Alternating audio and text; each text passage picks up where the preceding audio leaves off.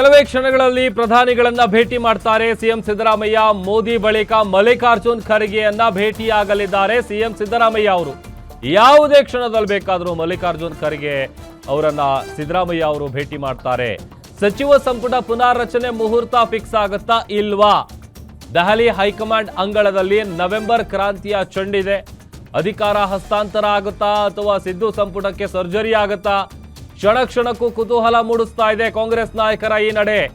ಎಲ್ಲಾ ಗೊಂದಲಗಳಿಗೂ ತೆರೆ ಎಳಿತಾರ ಮಲ್ಲಿಕಾರ್ಜುನ್ ಖರ್ಗೆ. ದೆಹಲಿಯಿಂದ ನಿರ್ಗಮಿಸಿದ್ದಾರೆ ಡಿಸಿಎಂ ಡಿಕೆ ಶಿವಕುಮಾರ್ ಅವರು. ನಗುಮುಖದಲ್ಲೇ ವಾಪಸ್ ಆಗ್ತಾ ಇದ್ದಾರೆ. ಆ ಕಡೆ ಅವರ ಆ ಒಂದು ನಡೆ ಕುತೂಹಲ ಮೂಡಿಸ್ತಾ ಇದೆ. ಸಂಪುಟ ಪುನಾರಚನೆಗೆ ಕಸರತ್ತನ್ನ ಮಾಡ್ತಾ ಇದ್ದಾರೆ ಸಿಎಂ ಸಿದ್ದರಾಮಯ್ಯ.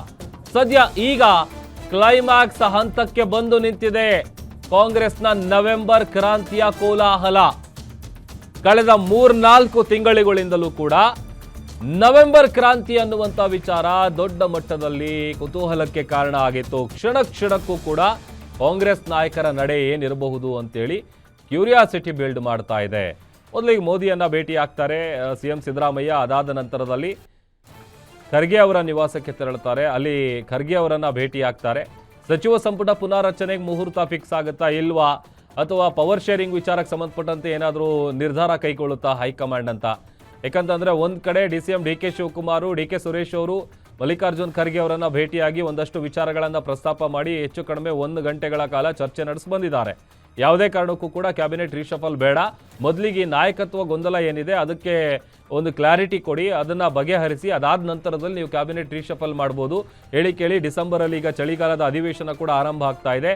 ಇಂಥ ಟೈಮಲ್ಲಿ ನೀವು ಕ್ಯಾಬಿನೆಟ್ ರೀಶಫಲ್ ಮಾಡೋದು ಬೇಡ.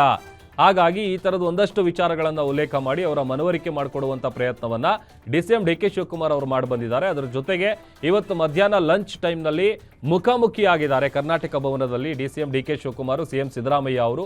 ಆಮೇಲೆ ಈಗ ವಾಪಸ್ ಬರ್ತಾ ಇರುವಂತಹ ಡಿಕೆ ಶಿವಕುಮಾರ್ ಅವರು ಕೂಡ ಬಹಳ ಖುಷಿಯಾಗಿದ್ದಂತೆ ಕಂಡು ಬರ್ತಾ ಇದೆ. ಹಾಗಾಗಿ ಯಾವ ರೀತಿಯಾದಂಥ ನಿರ್ಧಾರವನ್ನು ಹೈಕಮಾಂಡ್ ತೆಗೆದುಕೊಳ್ಳುತ್ತೆ, ಅಥವಾ ಈಗ ಆರಂಭದಿಂದಲೂ ಏನು ಚರ್ಚೆ ಆಗ್ತಾ ಇದೆ, ಈ ನವೆಂಬರ್ ಕ್ರಾಂತಿ ಆಗತ್ತಾ ಅಥವಾ ಸಿದ್ದರಾಮಯ್ಯ ಹೇಳದಂತೆ ಭ್ರಾಂತಿ ಆಗತ್ತಾ, ಈ ಎಲ್ಲ ಪ್ರಶ್ನೆಗಳಿಗೆ ಉತ್ತರ ಸಿಗುತ್ತೆ.